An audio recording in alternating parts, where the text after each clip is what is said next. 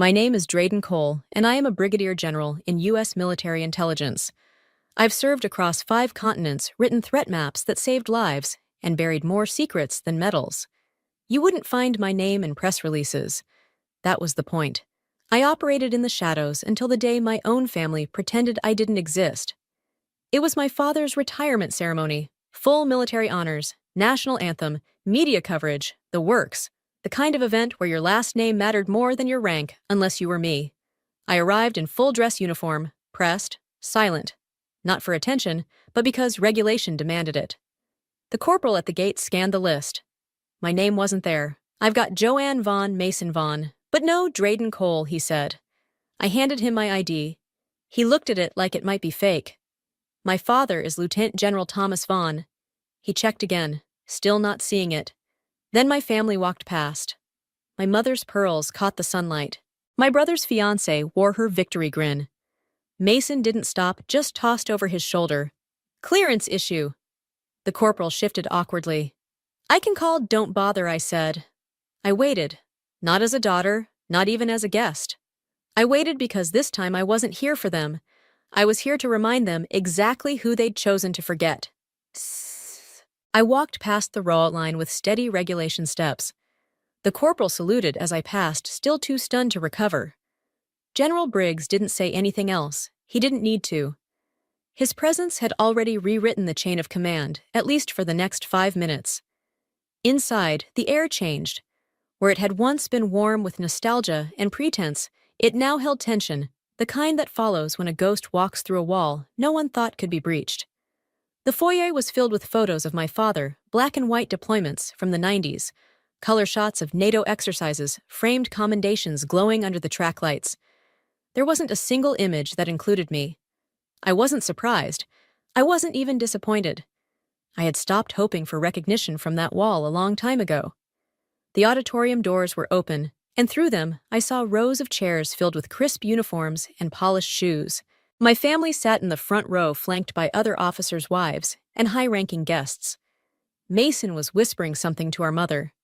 She nodded without looking up, adjusting her collar like it was armor. My father stood near the podium, smiling as if he owned the hour. No one noticed me at first. That was fine. I moved to the reserved VIP seating across the aisle from my family, not because I wanted to be seen, but because that's where my name belonged, even if it wasn't printed on any card. I sat tall hands, folded eyes forward. Around me, other officers glanced in my direction, then away, like their minds couldn't reconcile what they saw. A woman in full command uniform, sitting alone, unannounced, unrecognized, yet clearly not someone to question. The announcer took the stage, prompting attendees to silence their phones. A few last-minute guests filed in whispering apologies as they found seats. The lights dimmed. A Navy vocalist sang the national anthem so flawlessly that even the room's air seemed to stand still. I saw Mason scan the crowd once. His gaze brushed past me, paused, then moved on. His jaw tensed slightly. Good. Next came the opening speech, a standard preamble about legacy service and sacrifice. They mentioned my father's years in command, his innovations in training his overseas deployments. They used phrases like inspired generations and an embodiment of military excellence. The words flowed smoothly, like a resume being read aloud. But as the speaker turned the page, the cadence shifted. Before we proceed with honoring Lieutenant General Vaughn, the woman said, we have one additional recognition to make. Today we not only celebrate a legacy, but acknowledge the branch of that legacy too long overlooked. Whispers, shifting, eyes moving. Ladies and gentlemen, please rise for Brigadier General Drayden Cole awarded the Distinguished Service Cross for her work in Operation Silent Web. Silence cracked, then movement. Uniforms rustled as the audience stood. Heads turned. My mother turned. My father froze. I stood. And I walked forward, not as a daughter, not as a guest, but as a name they could no longer leave off the list. The walk to the stage felt longer than it was. Not because of nerves I had briefed black site recoveries and stood next to presidents without blinking, but because every step echoed down a hallway of years no one in that room had ever asked about. I didn't scan the crowd. I didn't look for my father's expression or check if Mason's jaw was still clenched. I knew what I'd find: confusion, discomfort, pride, in conflict with disbelief. Let them feel it. I had felt it for years. The woman waiting at the podium, Colonel Adrian Shaw, a rare ally, met my eyes and gave the smallest nod. In this world, that counted more than applause. She handed me the velvet box, without fanfare. Inside was the Distinguished Service Cross, second only to the Medal of Honor. A medal given for acts no one ever wanted to talk about. It sat heavy in my palm, the way memory does. The announcer read from a crisp sheet: for exceptionally meritorious service in defense intelligence, including her leadership role in Operation Silent Web, the Department of Defense recognizes Brigadier General Drayden Cole. The rest blurred phrases about cross-agency cooperation, lives saved, threats dismantled. It wasn't the words that mattered. It was that they were being spoken aloud, in front of my family, in a room that had erased me on purpose. I stepped to the microphone, adjusted nothing, and waited. The room quieted, uncertain if I would speak. I did. For most of my career, I began my work was invisible. That's by design. You don't want the people handling threats to be the ones giving speeches. You want them quiet, focused, and effective. That's what I did. That's what my team did. I didn't raise my voice. I didn't need to. My job wasn't about medals or ceremonies. It was about preventing funerals. My job was to notice a pattern before it turned into a blast radius, to change a route before a convoy disappeared, to make the kind of calls that never show up on paper, but save lives just the same. A few officers in the third row nodded slowly. They understood. The rest were still trying to fit me into their picture of how a real soldier should look. I've been told I don't belong in these rooms, that my contributions are hard to measure, easy to dismiss. But if invisibility is the price of doing the job right, I paid it. I paused, scanning the front row. My father's eyes were locked on the stage, his hands still. Mason wasn't smiling anymore. My mother looked like she was holding her breath. I leaned in, not to the mic, but into the weight of the moment. But today, I said, I'm not invisible. Today you see me. Then I stepped back. No flourish, no bow. Just the truth dropped like a stone in still water. And for once they couldn't look away. I didn't return to my seat right away. I stood just off to the side of the stage as the announcer prepared to resume the ceremony. But before she could speak, a staff sergeant at the audiovisual table lifted a hand. The projector lit up again. No one had planned for this. Not my family, not the crowd, and certainly not me. The screen showed grainy footage clearly recorded in a secure location. A tan uniform came into view, dust still visible on the shoulders. The man had a scar above his left brow, a clipped haircut, and eyes that carried too many years. When he spoke, his voice was calm, but it cracked at the edges. My name is Captain Nathan Reyes, forward deployed 6th Infantry Division. I'm sorry I couldn't be there today. I'm still where she sent me. The audience rustled. I saw heads tilt, brows furrow. I was asked to say a few words about Brigadier General Cole. But I'm not here to give a speech. I'm here because I owe her my life. Now people were sitting up straighter. In the front row, my father's posture finally broke. He leaned forward, eyes fixed on the screen. 6 years ago, Reyes continued my unit, was assigned to what looked like a routine recon post. On paper, it was clean, but someone I didn't know who at the time flagged inconsistencies in the satellite data. She delayed our convoy by 27 minutes. That delay saved all our lives. He took a breath. When Operation Silent Web was declassified, I started connecting the dots. That voice on the secure line, the one who changed our orders at the last second, that was General Cole. I'd never seen her face until today, but I've carried her name in my chest ever since. The room was silent now, every shoulder squared, every breath held. I met my daughter because of her, he added. I held my wife again because of her. And while this ceremony is about honoring General Vaughn's service, I want to say this to him directly. Sir, you raised a leader who didn't just wear the uniform, she used it to rewrite outcomes. The screen went black. I didn't move. Couldn't. I could feel every heartbeat in the room, like the air itself was listening. Then slowly I turned. My father wasn't clapping. He wasn't smiling. But he was staring at me, really staring, like someone finally seeing the outline of a map they'd ignored for years. It was just a moment, but it held the weight of everything we'd never said. I stepped down from the stage and walked past the front row. My father didn't reach for me. My mother didn't speak. Mason looked down at his hands like they were foreign objects, and I kept walking, each step steady, each breath deep. I had never felt more seen, and not a single word from them was required. The reception that followed was a blur of polished silverware, quiet murmurs, and uncomfortable glances. Uniforms brushed past me, like I was part of the decor, acknowledged but not approached. That suited me fine.